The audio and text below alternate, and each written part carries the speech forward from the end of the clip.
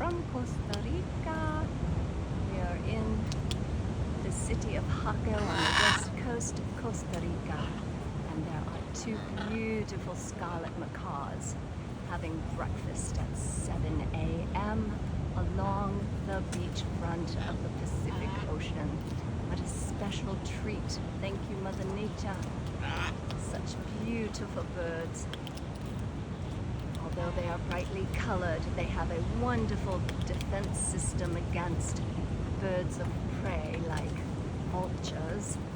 When they open their wings and fly, their colors are changed by the light spectrums in the sky, and they become gray and therefore more difficult to detect.